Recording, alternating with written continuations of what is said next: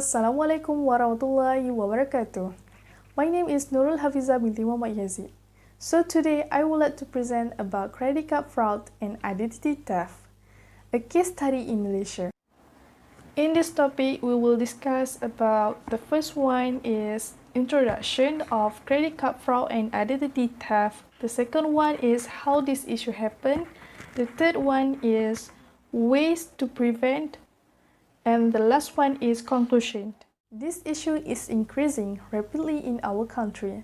According to the past research, complete number of credit card transactions in Malaysia since 2011 from 320 million ringgit rose to 360 million ringgit in 2015. January to September 2017, Cybersecurity Malaysia report as much 262 identity theft cases. Credit card industry is one of the major components of financial institutions in Malaysia. Crimes related to the credit card and identity theft is increasing drastically year by year. Credit card fraud can be defined as when someone have an unknown individual's credit card in their hands. There are a lot of situations of credit card fraud, such as stolen credit cards, phishing method through emails, or skimming method by which attackers use a computer to reproduce the original card data to make another copy of the card unlawfully. Besides that, identity theft happens when someone accesses or misuses others' personal data for personal benefits. Most generally, a person's birth date being used by attackers for financial theft. Most of the attacker's motive in doing this crime only for personal financial benefits. These kinds of fraud can also happen to ruin the respective competitors' credibility or individual financial institutions.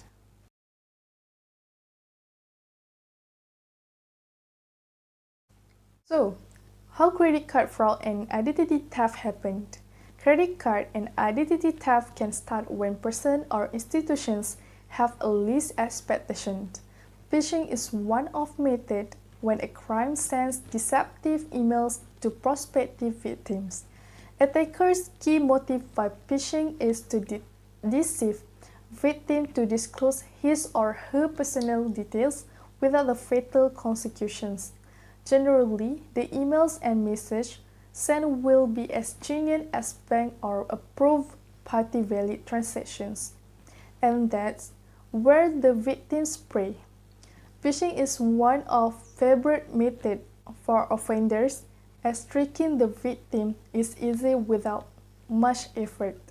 It is difficult for victims to distinguish between the email, message, and the bank logo and website link. Usage at first glance look quite similar to the original bank. There are few cases reported in Malaysia, which is involved in credit card fraud and identity theft. One of the cases is happened in Gurun Kedah,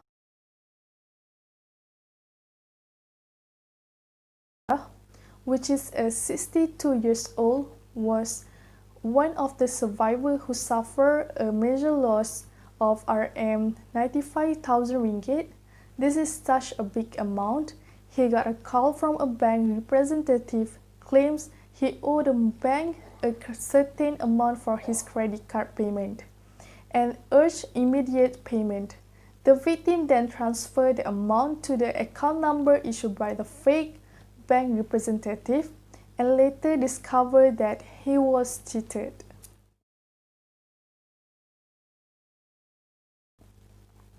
Another case is about 44 years old IT manager became a victim of identity fraud when fraudsters used his identification card for 6 telephone and broadband service in 2016.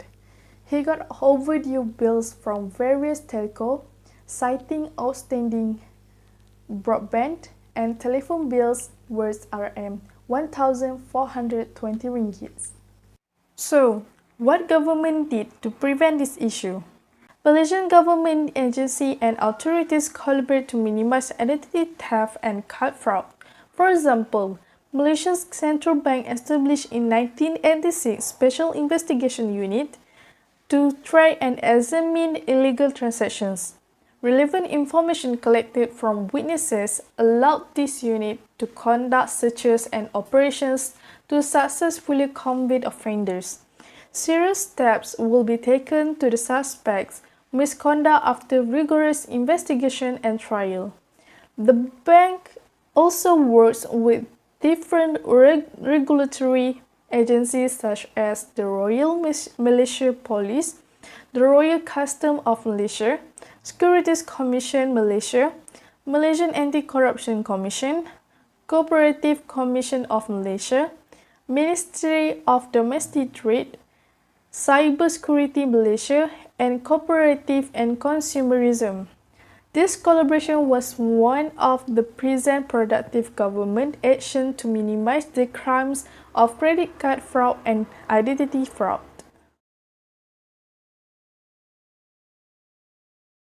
This study suggests the implementing of biometric solutions can minimize the credit card fraud and identity theft. It is very relatable to the components of TN50, which is one of government program to plan Malaysia's future from 2020 until 2050. The item Big Data Analytics define biometrics applications for credit card purchases, cloud computing, cyber threats, and government policy. Big Data Analytics is a tool for broad and wide-ranging data sets that is generally called big data. It helps to find secret trends, hidden correlation, and provide additional knowledge to improve organizational effectiveness and performance. This case study more focuses on informative rules in combating credit card fraud and stealing of identity.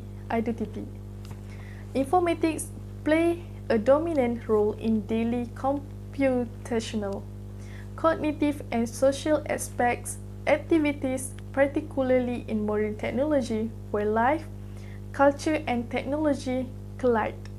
There are 4 informatic rules, which are: the first one is fingerprint verification for credit card transactions. Biometric features provide important features that are commonly used in a person's need identification and authentication. There are many biometric features including face, palm, retina, iris identification, but fingerprints picture is the most accurate due to its uniqueness. It is also universal, as everyone keeps and time invariant in person's life. Biometric verification associated with credit card payment system could no longer required, growing protection, convenience, and trust between users. I will show you guys the flow chart of fingerprint verification for credit card transaction authentications. Firstly, cardholder will insert credit card into a card reader and place the enrolled fingertip on the fingerprint sensor of the card. Fingerprint sensor captures the digital image of the cardholder's fingerprint and compare with reference template earlier stored on the card to verify the genuine user. If the matching calculation for both capture and store image is successful, the verification process will be authenticated and the transaction will be accepted by the bank. To avoid from identity theft, new credit card users will need to enroll their fingerprints within the credit card issuer premises together with the inspection of the user's original identity card. There are some advantages of using biometric for authentication, which is efficient in minimizing fraud as current methods include username, password, and PIN acquired by observation, either manual or electronic devices like CCTV. Other than that, more accurate and reliable and also user no longer to be remember password and PIN. Using biometric for authentications also can less problem in impersonation of identity. By considering the benefits of these measures, Malaysia government and financial institutions should welcome and adopt this technology. That is probable in their implementation as soon as the technology enters Asia region. Other than that, fingering features are divided into 3 levels, which are Level 1 showing the macro level details such as reach flow. Level 2 describes minutiae points which have sufficient differentiating attributes for recognition, and Level 3 gives fingerprints for both quantitative and qualitative examinations that complement Level 2 uniqueness features. There are 4 techniques fingerprint, which are minutiae based technique,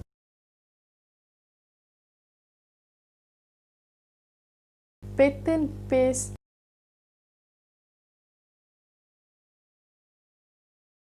image based,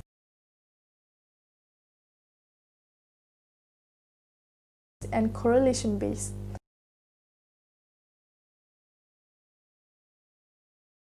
Minutiae method is the most popular method of choice for fingerprint or biometric system execution because it more reliable and efficient technique for matching and authentication of users' fingerprint to the system.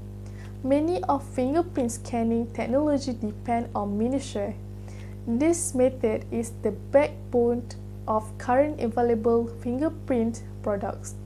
Second informative rules is cashless payment method with biometric solution.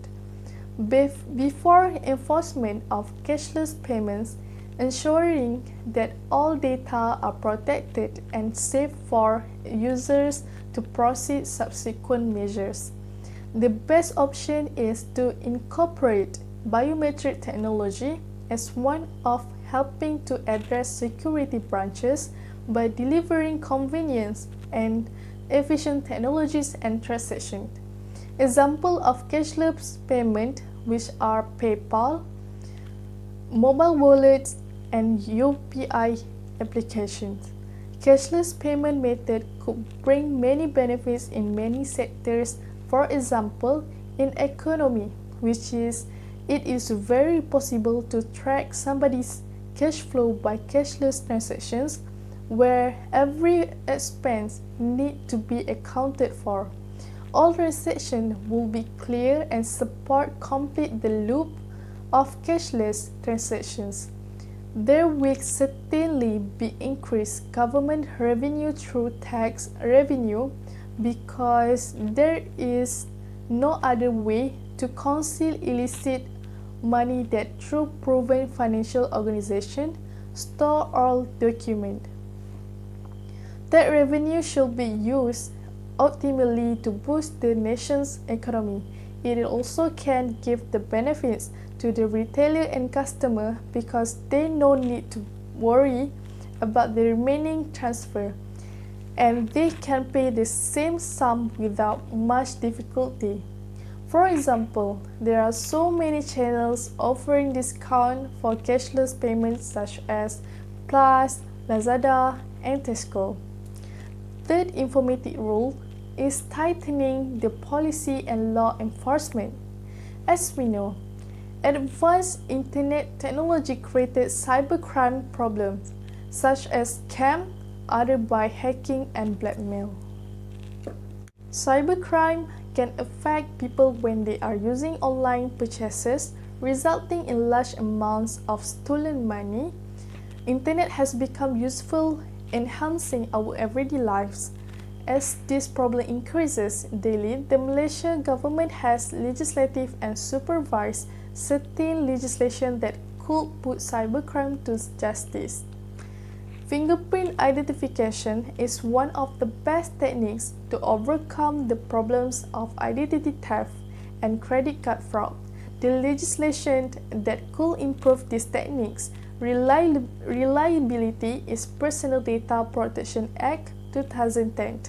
PDPA is one of legislation to protect Malaysian citizens' personal data on trading or misconduct in possession. However, this act does not extend to federal, state, and cases outside of Malaysia. Personal data is any person's information that can be protected and processed by any digital equipment. Relevant information address here is name, address, IC numbers, phone numbers, email address, and even banking data. In fingerprint identification cases, PDPA may prevent a person's digital signature from being exchanged or transferred without owner permission. A telco company or any bank or credit card provider should secure the fingerprint information of their customer to avoid criminal manipulation in any way. Awareness program to credit card user is the last one of informatics role. It can be classified into two, which are self-awareness and public awareness. Self-awareness is holding an obvious recognition of your character as well as advantages, weaknesses, opinion, faith, enthusiasm, and feeling. Self-awareness enables somebody to perceive other people, how they think, what their point of view is, and how they receive feedback in the moment. Public awareness campaigns could be productive element of an extensive plan to encourage adjustment at the level of the particular person, organization, society, or a group of people living together. To prevent fraud and identity theft, customer awareness is one of the activities should be implemented by financial institutions. Financial institutions in Malaysia respectively actions on these topics and ongoing to attempts to educate them its client. Market perception should be assessed regularly to assess whether additional steps are required. Bank management should incorporate customer understanding and evaluate its efficacy regularly using the number tracking system.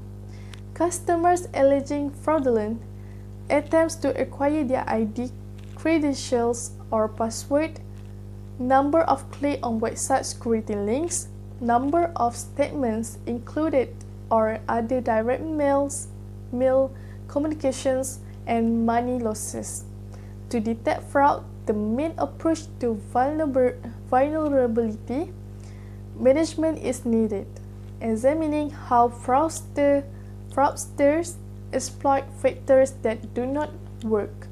Strengthened organization should enforce policies and standard operating procedure to prevent leakage of information on corporate assets, staff, and detect workers who do not follow the organization's code and ethics. To achieve business goal, a company must remain attached to its unique asset check or audit. All must understand, have information security, knowledge, and concern including data security. Let's recall back what is credit card fraud and identity theft. Credit card fraud and identity theft is when someone steals your credit card information, or PIN number to make a purchase at a business online, over the phone, or an ATM. People get hold of this information by looking through your garbage or mailbox to find credit card statement or other banking information. Swiping your credit card through a device that copies information hidden in the magnetic strip of your card. Hacking company computers to steal credit card information installing devices on payment machine that record credit card information, phishing, which means an email that look like it comes from real business requesting credit card information. In conclusion, there are 4 approaches discussed that have proposed in this study to prevent credit card fraud and identity theft, which are fingerprints verification for credit card, cashless payment method with biometric solution, tighten the policy and law enforcement, and the last one is awareness program to credit card user. All the suggestions aligns with TN50 megatrend rapid urbanization. The increasing cases related to credit card fraud and identity theft are indirectly a shared responsibility, especially of individuals, to reduce these cases from occurring. In my opinion, everyone in this country needs to stay alert and aware about this issue. There are a few things they can do to prevent this issue from happening. For example, go through the emails and know who's phishing. Most phishing begins as an email that links to a fake internet site that looks like this real thing with familiar logos and graphics, but it is not. When you enter personal details on such pages, it gets redirected to fraudsters. So, you can fight phishing by consider all email requests for personal information to be suspicious and check the legitimacy of the inquiry by contacting the number on the back of your credit card. Other than that, to help stop identity theft, you need to monitor your bank card and statements frequently, and also do not volunteer any personal information unless necessary. So, I believe with all the approaches in this case study may help decreasing the crime that related to credit card fraud and identity theft in this country. So that's all from me. Thank you, and Assalamualaikum.